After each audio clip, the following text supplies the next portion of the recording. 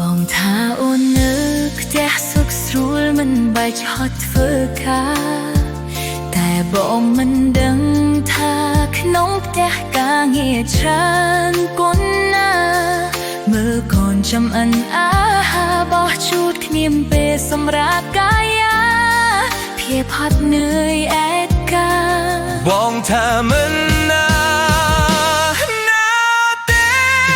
បងហត់នឹងរកលុយស្គត់គុំគ្រួសារយើងឲ្យរួមអូនក៏ហត់ចិត្តធ្លាយធ្លោមើលថែផ្ទះគ្មានថ្ងៃសម្រាប់ហេតុអ្វីយើងដើរមកដល់ចំណុច